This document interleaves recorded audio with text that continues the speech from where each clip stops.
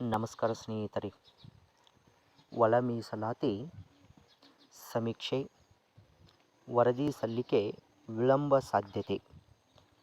ನಾವು ಈಗಾಗಲೇ ಒಂದು ವಿಡಿಯೋದಲ್ಲಿ ಒಳ ಮೀಸಲಾತಿ ವರದಿಯನ್ನು ಇದೇ ತಿಂಗಳ ಕೊನೆಯಲ್ಲಿ ಸರ್ಕಾರಕ್ಕೆ ಸಲ್ಲಿಸಲಿದ್ದು, ಸರ್ಕಾರ ಏನಾದರೂ ಮನಸ್ಸು ಮಾಡಿದರೆ ಆಗಸ್ಟ್ 11ರಿಂದ ಪ್ರಾರಂಭವಾಗ್ತಕ್ಕಂಥ ಅಧಿವೇಶನದಲ್ಲಿ ಒಪ್ಪಿಗೆಯನ್ನು ನೀಡಿ ಆಗಸ್ಟ್ 15ರಂದು ಜಾರಿಗೊಳಿಸಬಹುದು. ಅದು ಸರ್ಕಾರದ ಕೈಯಲ್ಲಿರ್ತಕ್ಕಂಥ ಒಂದು ತೀರ್ಮಾನ. ಹಾಗಾಗಿ ಆದರೆ ಇವತ್ತು ನಾವು ಒಂದು ಪತ್ರಿಕೆಯಲ್ಲಿ ನೋಡಿದ ಹಾಗೆ ಈ ಒಳ ಮೀಸಲಾತಿ ಸಮೀಕ್ಷೆ ಅಂತಕ್ಕಂಥದ್ದು ಈ ವರದಿ ಸಲ್ಲಿಕೆ ಮತ್ತೆ ವಿಳಂಬವಾಗ್ತದ ಅಂತಕ್ಕಂಥದ್ದನ್ನು ಒಂದು ಸುದ್ದಿಯನ್ನು ನೋಡಿದ್ದೀವಿ. ಹಾಗಾದರೆ ಏನು ನೋಡ್ಬೋದು ಇಲ್ಲಿ? ರಾಜ್ಯದಲ್ಲಿ 1 ಕೋಟಿ ಮೀರಿದ SC ಜನಸಂಖ್ಯೆ ದತ್ತಾಂಶ ವಿಶ್ಲೇಷಣೆಯಲ್ಲಿ ತೊಡಗಿರುವ ಆಯೋಗ ಅಂತಕ್ಕಂಥದ್ದು ಸುಮಾರು 1.5 ತಿಂಗಳ ಕಾಲ ರಾಜ್ಯದಾದ್ಯಂತ ನಡೆದ ಒಳ ಮೀಸಲಾತಿ ಸಂಬಂಧಿತ ಪರಿಶಿಷ್ಟ ಜಾತಿ ಸಮೀಕ್ಷಾ ವರದಿ ಸಲ್ಲಿಕೆ ವಿಳಂಬವಾಗುವ ಸಾಧ್ಯತೆ ಇದೆ. ಸಮೀಕ್ಷೆ ಅವಧಿ ಎರಡೆರಡು ಬಾರಿ ವಿಸ್ತರಣೆ ಆಗಿದ್ದು ಹಾಗೂ ಕೆಲವೆಡೆ ನಿರೀಕ್ಷಿತ ಪ್ರಮಾಣದಲ್ಲಿ ಅಂಕಿ ಸಂಖ್ಯೆಗಳ ಲಭ್ಯವಾಗದಿರುವುದು ಅಂತಿಮ ವರದಿ ಸಿದ್ಧಗೊಳಿಸಲು ತಡೆಯಾಗುತ್ತಿದೆ ಅಂತಕ್ಕಂಥದ್ದು ನಾವು ನೋಡಿರ್ಬೋದು. ಈ ಒಳ ಮೀಸಲಾತಿ ಸಮೀಕ್ಷೆಯನ್ನು ಪ್ರಾರಂಭಿಸಿದ ನಂತರ ಎರಡು ಬಾರಿ ಏನು ಮಾಡಲಾಗಿತ್ತು ಅಂದ್ರೆ ಈ ದಿನಾಂಕವನ್ನು ವಿಸ್ತರಣೆ ಮಾಡಿದ್ದಾರೆ ಅಂತಕ್ಕಂಥದ್ದು. ಹಾಗಾಗಿ ಅಷ್ಟು ವಿಸ್ತರಣೆ ಮಾಡಿದರೂ ಕೂಡ 100ಕ್ಕೆ 100ರಷ್ಟು ಸಮೀಕ್ಷೆಯನ್ನು ಮಾಡಲು ಸಾಧ್ಯವಾಗಿಲ್ಲ. ಹೀಗಾಗಿ ಈ ದತ್ತಾಂಶ ವಿಶ್ಲೇಷಣೆಯಲ್ಲಿ ಏನಾಗ್ತಿದೆ ಅಂದರೆ ಅದು ಸ್ವಲ್ಪ ತೊಡಕಾಗ್ತಿದೆ ಅಂತಕ್ಕಂಥದ್ದು. ಹೀಗಾಗಿ ಈ ಒಳ ಮೀಸಲಾತಿ ವರದಿ ಸಲ್ಲಿಕೆಯು ಕೂಡ ವಿಳಂಬವಾಗುವ ಸಾಧ್ಯತೆ ಇದೆ ಅಂತಕ್ಕಂಥರ ಬಗ್ಗೆ ಈ ಒಂದು ಪತ್ರಿಕೆಯಲ್ಲಿ ಏನು ಮಾಡಲಾಗಿದೆ ಅಂದರೆ ಪ್ರಕಟಿಸಲಾಗಿದೆ ಅಂತಕ್ಕಂಥದ್ದು.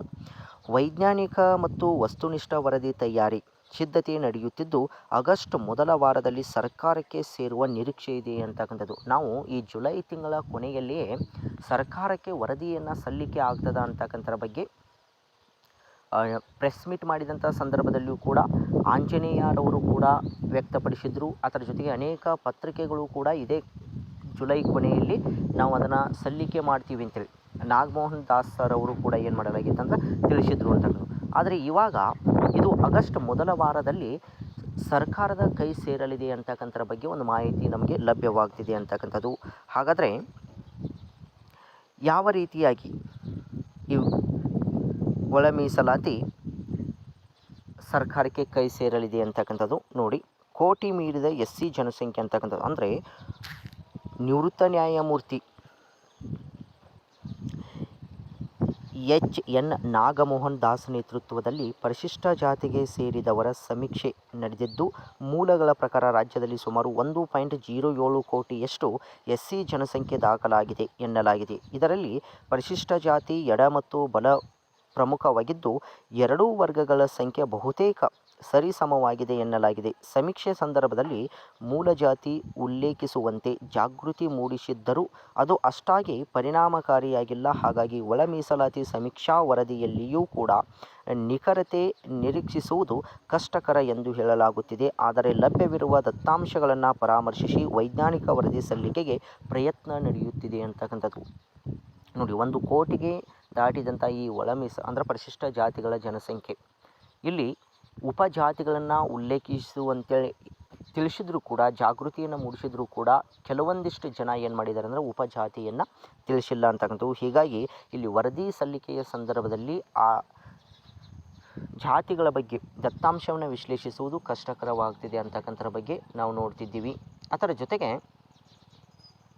ಈ ರಹಸ್ಯ ಕಾಪಾಡಿಕೊಳ್ಳಲು ಕ್ರಮವನ್ನು ಕೈಗೊಳ್ಳಲಾಗುತ್ತಿದೆ ಅಂತಕ್ಕಂಥದ್ದು.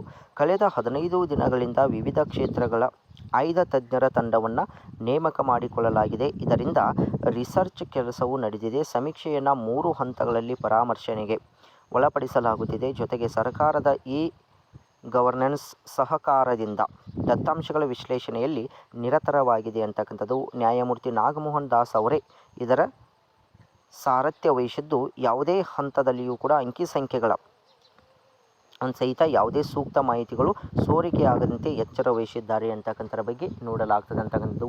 ನಮಗೆ ಈ ಒಳ ಮೀಸಲಾತಿ ವರದಿ ಜಾರಿಯಾಗುವ ತನಕವೂ ಕೂಡ ಯಾವ್ಯಾವ ಜಾತಿಗೆ ಎಷ್ಟೆಷ್ಟು ಪ್ರಮಾಣದಲ್ಲಿ ಮೀಸಲಾತಿ ಬರ್ತದ ಅಂತಕ್ಕಂಥರ ಬಗ್ಗೆ ತಿಳಿಯುವುದಿಲ್ಲ. ಹಾಗಾಗಿ ಅದರ ಒಂದು ಗೌಪ್ಯವನ್ನು ನಾವು ಏನು ಮಾಡಲಾಗ್ತದೆ ಇಲ್ಲಿ ಕಾಪಾಡಲಾಗಿದೆ ಅಂತಕ್ಕಂಥದ್ದು.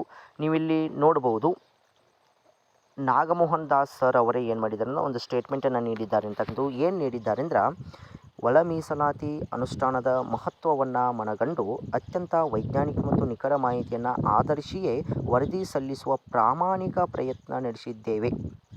ಇದು ಪರಿಶಿಷ್ಟ ಜಾತಿಗೆ ಸೇರಿದವರ ಬದುಕಿನ ಮತ್ತು ಭವಿಷ್ಯದ ನಿರ್ಣಾಯಕ ಪ್ರಶ್ನೆಯಾಗಲಿದೆ.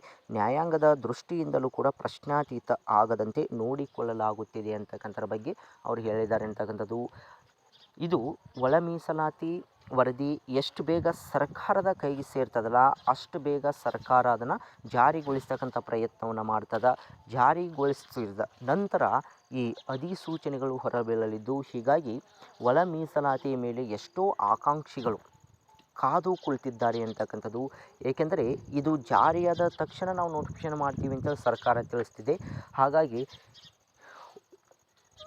ಸಚಿವರು ಕೂಡ ದಿನಕ್ಕೊಂದು ರೀತಿಯಾದಂಥ ಸ್ಟೇಟ್ಮೆಂಟ್ಗಳನ್ನು ನೀಡ್ತಿದ್ದು, ಹೀಗಾಗಿ ಅಭ್ಯರ್ಥಿಗಳಲ್ಲಿ ಗೊಂದಲ ಸೃಷ್ಟಿ ಆಗ್ತಿದೆ ಅಂತಕ್ಕಂಥರ ಬಗ್ಗೆ ನಾವು ನೋಡ್ತಿದ್ದೀವಿ.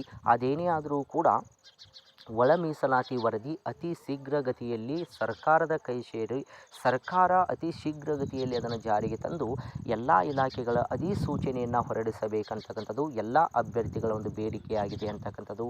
ಹಾಗಾಗಿ ಇದು ಅತಿ ಶೀಘ್ರಗತಿಯಲ್ಲಿ ಮುಗಿಯಲಿ ಅಂತೇಳಿ ಕೂಡ ನಾವು ಕೂಡ ಒಂದು ಬೇಡಿಕೆಯನ್ನು ಇಡ್ತೀವಿ. ಹಾಗಾಗಿ ಇದಿಷ್ಟು ಪ್ರಮುಖವಾದಂಥ ಮಾಹಿತಿ ಅಂತಕ್ಕಂಥದ್ದು. ನಿಮಗೇನಾದರೂ ಮಾಹಿತಿ ಇಷ್ಟವಾಗಿದ್ದರೆ ನಮ್ಮ ಚಾನಲನ್ನು ಸಬ್ಸ್ಕ್ರೈಬ್ ಮಾಡಿಕೊಳ್ಳಿ, ಪಕ್ಕದಲ್ಲಿರ್ತಕ್ಕಂಥ ಬೆಲ್ ಐಕನನ್ನು ಆನ್ ಮಾಡಿಕೊಳ್ಳಿ. ಎಲ್ಲರಿಗೂ ಧನ್ಯವಾದಗಳು.